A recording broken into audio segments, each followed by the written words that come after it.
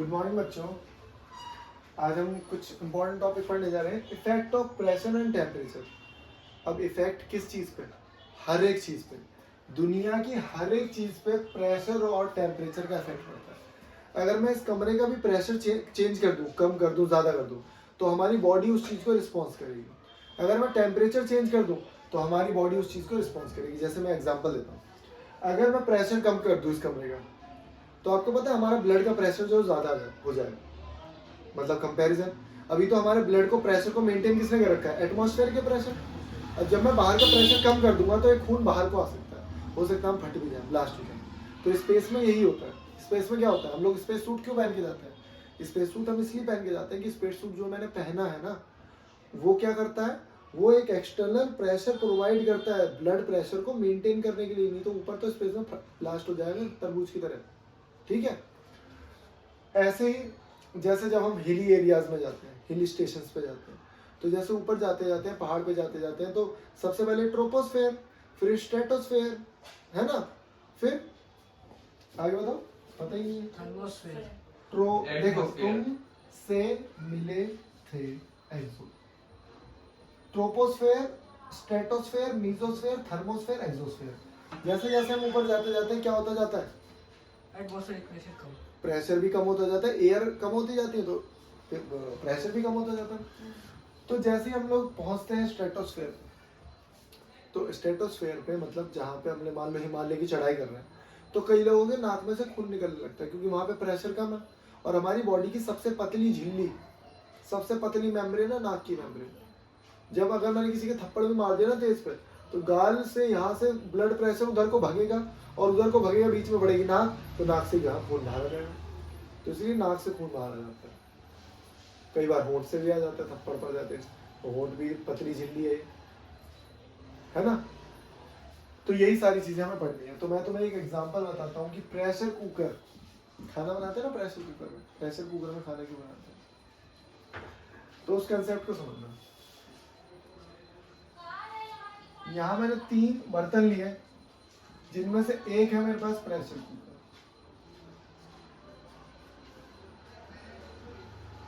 और तीनों में मैंने लगा दिया आग। लेकिन तीनों की कंडीशन है अलग। तीनों की कंडीशंस क्या है? अलग है। कैसे? यहाँ पे प्रेशर है 0.5 ATM, यहाँ पे प्रेशर है 1 ATM, बिल्कुल ये घर वाली बात है। और यहाँ पे प्रेशर है 2 ATM ले लूंगा।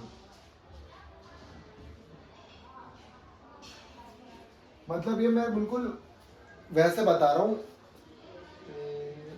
कि आपको समझाने के लिए कि क्या होता है प्रेशर कुकर में खाना क्यों बनाते हैं। ऐसा क्या हो जाता है कि जो खाना जल्दी बन जाता है? जब मैं कॉफ़ी बनाता हूँ तो मैं तो घर पे चूल्हे पे बनाता हूँ, तो लगता है कम से कम 1 मिनट। और जो कॉफ़ी वाली मशीन होती है, शादी पार्टी में जाता है तो वो ऐसे उसको बनाता है और बहुत जल्दी बन जाता है। ऐसे क्या? वो आवाज आती है ना करके, कॉफ़ी बन गई कॉफ़ी।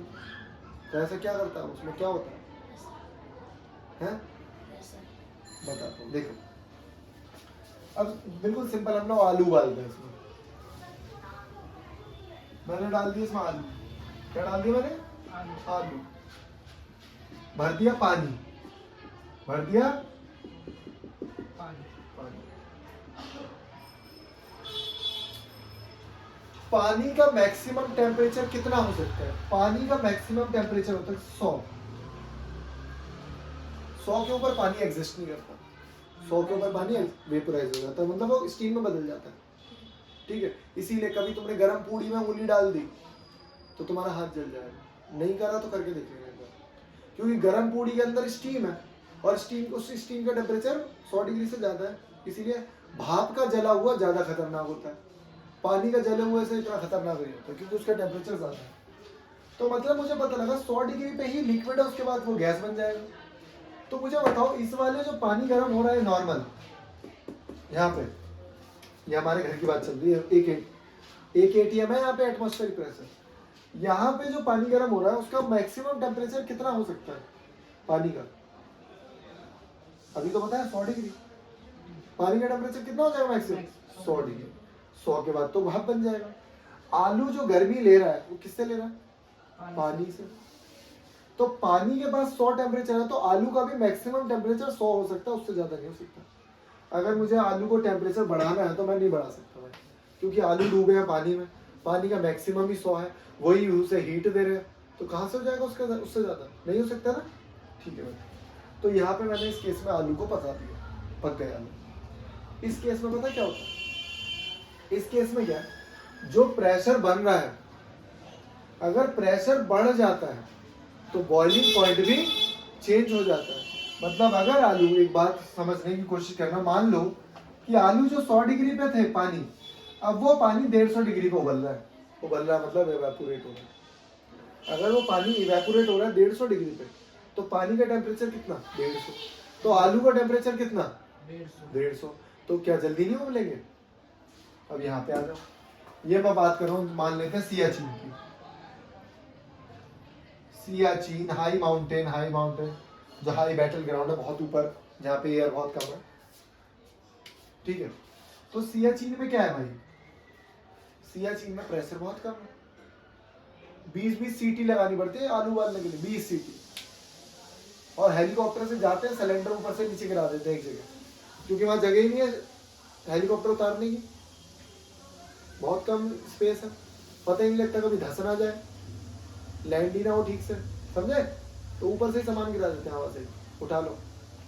जो फौजी रहते हैं, एक फौजी का खर्चा कम से कम 2 से 3 लाख रुपए है, बहुत महंगा है, बहुत खर्चा होता है। तो यहाँ पे क्या होता है, यहाँ पे पता है आपको क्या होता है, प्रेशर कम होने की वजह से पानी इवेपोरेट बहुत जल्दी हो जाता है, पानी इवेपोरेट बहुत जल्दी हो जाता है।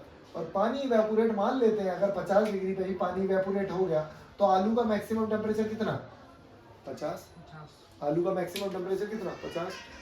तो बस जब पानी 50 पे इवेपोरेट हो जा रहा है, कोई आलू हवा में तो उड़ेंगे नहीं जो इवेपोरेशन पे उधर जाए, पानी का टेम्परेचर 50, आलू का 50, तो टाइम लगेगा आलू को बनने, समझे।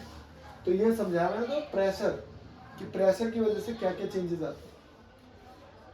प्रेशर की वजह से ही हवाएं चलती हैं, प्रेशर चेंज होगा तो हवाएं चेंज हो जाएंगी, इसीलिए कभी मानसून आता, कभी नहीं आता, कभी लेट आता, कभी जल्दी आता, तो डिपेंड करता है पूरा हवा।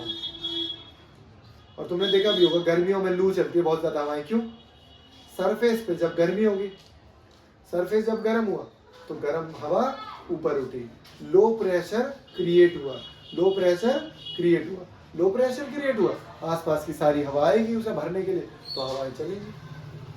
तो तुमने ये भी पढ़ा होगा सिस्टम में, दिन में हवाएं समुद्र से लैंड की तरफ चलती हैं, शाम को उल्टा हो जाता है, समझे। तो ये सारी चीजें, तो इसको उतारना। तो देखो छोटी मोटी बात बताता हूँ, उसके बाद में अच्छे से पढ़ाऊंगा। टेम्परेचर पे क्या फर्क पड़ता है, मतलब टेम्परेचर से क्या फर्क पड़ता है, तो मैं तुम्हें एक चीज, छोटी सी चीज बताता हूँ, ध्यान से देखो। कोई भी भाई, कोई भी मैटर है, कोई भी क्या है, मैटर है हमारे पास, तो मैटर हमारे पास या तो होगा सॉलिड स्टेट में, या तो होगा लिक्विड स्टेट में, या तो होगा गैसियस स्टेट। तो ये कैसे पता लगेगा, अगर मैं टेम्परेचर बहुत ज्यादा कर दूंगा तो वो गैसियस में पहुंच जाएगा, टेम्परेचर बहुत ज्यादा डाउन कर दूंगा तो वो सॉलिड में पहुंच जाएगा। अब अगर कोई चीज सॉलिड भी है ना, जैसे मान लो मैंने लिया भाई आयरन, क्या लिया मैंने, आयरन का सिंबल है Fe। और जब बहुत बड़े हो जाओगे, जब इंजीनियरिंग वगैरह पढ़ोगे, तब देखोगे आयरन टेम्परेचर के साथ अपना बिहेवियर चेंज करता है। आयरन भी बहुत तरह के होते हैं, फेरोमैग्नेट, पैरामैग्नेट, ठीक है। तो आयरन भी अपना बिहेवियर चेंज करता है। जैसे दो प्रॉपर्टी है, मैं दो प्रॉपर्टी बताता हूँ सॉलिड्स की, एक होती है ब्रिटल और एक होती है टेंसाइल। ब्रिटल का मतलब होता है कोई बिस्किट है, उसको तोड़ोगे हो क्या वो बैंड होता है, नहीं, चौक बैंड होती है, नहीं। टेंसाइल का मतलब होता है स्टील का स्केल बैंड होता है, बिल्कुल होता है। तो वो चीज है जो बैंड हो जाती है, वो टेंसाइल। जो चीजें चौक की तरह टूट जाती है वो ब्रिटल।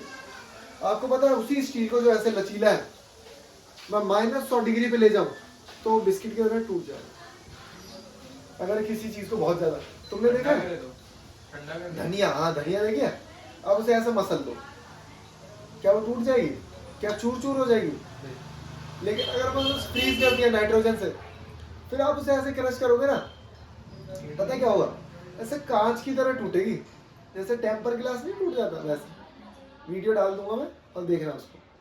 बहुत सारी चीज़ें, अगर मैं उसको फ्रीज कर देता हूँ तो वो अपनी प्रॉपर्टीज को चेंज करता है। क्या हमारी ड्राई नहीं हो जाती स्किन? क्या हमारी बॉडी बिहेवियर चेंज नहीं करती अपना? क्या बहुत सारी चीज़ें ठंड में गर्मी में एक्सपेंड होती हैं, कॉन्ट्रैक्ट होती हैं? गेट बंद ज़्यादा होता है, कई बार गेट फंसने लगता है, टेम्परेचर चेंज होता है तो, है ना? बहुत सारी चीज़ चेंज करती है, हमारी बॉडी बिहेवियर चेंज करती है। तो ये सारी चीज़ों को हम लोग पढ़ेंगे नेक्स्ट क्लास में। अभी आप इतना ही पढ़ो, ठीक है?